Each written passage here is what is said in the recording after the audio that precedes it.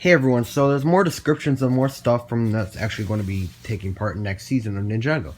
And I'm sorry these are not the clearest. I mean they're okay, but they're not the clearest. It's from some other YouTube video that I was able to get a snapshot from, this little booklet thingy or whatever it was. And it gave little descriptions of some new stuff coming. So there's some new stuff and just some new descriptions for some characters here. So first we have that Sword of Sanctuary. You see that in like the I don't know. It's just that in the corner there. In the corner, you can see it's that one sword with like the blue, transparent ring sort of piece, disc sort of piece, But the Sword of Sanctuary, it looks like a normal sword. It is not. It shows your opponent's next move in the reflection on the blade. It gives the carrier the upper hand in any battle, and will even help him get through terrible traps and imminent danger. So this Sword of Sanctuary, it lets you see the next move. It basically lets you see in the future, just a few seconds, to see the opponent's next move. So when you're using it, you can see exactly what they're going to do to you next. So then you can fight against that easier, and then you can actually win. So I guess that's what that Sword of Sanctuary does. Need some more descriptions for other stuff. The Allied Armor of Azure. This is the armor that Moro wears on Lloyd, and that is able to bring the ghosts back into the normal world from the Curse realm. So this magical breastplate lets the wearer summon the help of his allies. So when Moro wears it, the ninja know that they will soon be up against the worst of the worst from the Cursed realm. So he summons his ghost from the Cursed realm through that armor. Through that armor of Azure.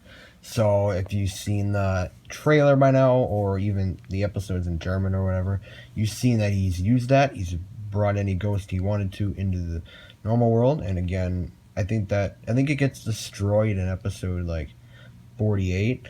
But I mean, yeah, that's what that thing does. Okay, the Realm Crystal. This amazing crystal has 16 sides, and each of them is a doorway to another realm.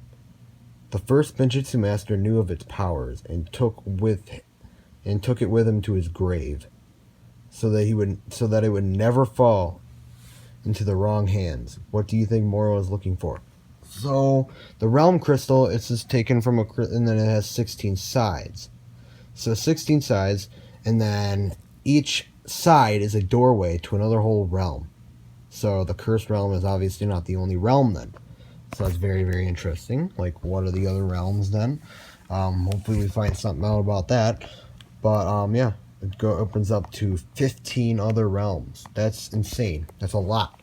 So those are the main descriptions for that. Now here's some characters. Here is Kai, Master of Fire, weapon, sword, and arrow blades.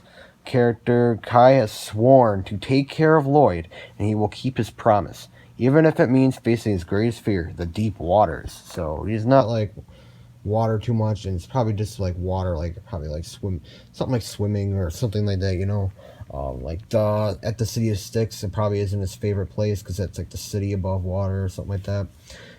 But he's sworn to protect Lloyd. So if you've seen the episodes, I've only watched to like 47, and he's sort of been thinking, and it seems like he's always really worried about Lloyd in the newest episodes, and it's because he's sworn to take care of him, probably since Garmadon died, or got sent away to the Cursed Realm since Garmadon left.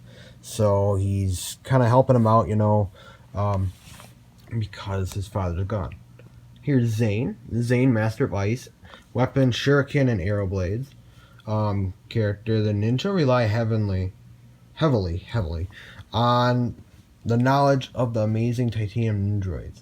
So what do they do? When he gets his wires crossed? So this is kind of explaining Zane's character, basically probably for a little bit more of the season. Sorry, these are not the clearest for Lloyd here. Like, I couldn't get the top, I don't think. Lloyd, the Green Ninja, weapon, sword, and arrow blades. Character, Lloyd is used to fighting for victory. But it is time for the Green Ninja to understand that sometimes you must lose in order to triumph. So I don't know if that will take a role in the future, maybe. Here is Cole again. His picture was cut off though. Master of Earth, weapons, scythe, and arrow blades. Character Cole is steadfast and strong. But how will he handle the greatest change in a living being could ever imagine? So he's going to be changing into a ghost, as we've seen. So that's what that means probably. Here's Jay, Master of Lightning, weapon, nunchucks, and arrow blade. Jay loves fantasy, so fighting an army of cursed souls from another realm is about the coolest thing you can imagine. So that's very, very interesting. Here are the ghosts. Here's Soul Archer, Bow Master. Bow and arrow are his weapon. This ancient archer never misses his target. He is Moro's right hand and a constant menace to the ninja. So he's Moro's right hand. So he's right beside Moro the whole time. Well, most of the time. And he's helping Moro out, of course. He's one of the ghosts. Here's Goltar. Goltar is a Scythe Master. Weapon, brute force. This ethereal enforcer is incredibly strong, but very simple. He never questions an order or thinks for himself, so he kind of just takes orders from Moro or whoever he's going to take orders from, you know. Here's Bansha and Blade Master, and her weapon is mind control. So she has mind control apparently. It's not similar to Nero's power. Nero can see in people's minds and stuff, but she has mind control. It's sort of like the Hypnobrai powers. This possessive lady has the power to take over your mind and control your body even at a distance. So it is almost just like the Hypnobrai powers. So she just has mind control powers. So very, very interesting. These ghosts seem so much different that not just ghosts. They can do many other things like Bansha here with the mind control. So very, very cool that the ghosts can actually do more stuff than just fly around and attack, you know, and curse. So it's very, very cool. They got like different sort of backgrounds for the ghosts. And I like that. Like the Nandroids didn't really have backgrounds because they were created right at the beginning of Rebooted, because they're just robots. So yeah, and they didn't really focus on backgrounds of all the characters, like some characters for the tournament, like some of the Anacondrake people. Most of them, I mean, they focused on Kapow and Chop, but they were just they didn't focus on a background of them or anything. So they're focusing, it seems like they kind of put in a background on some characters, but it looks very, very cool. Cannot wait for the season. And it all begins June 29th on Cartoon Network, so don't miss that. Episode 45 begins Winds of Change. That's the name of the episode. It all begins June 29th when Lloyd gets possessed by Moro.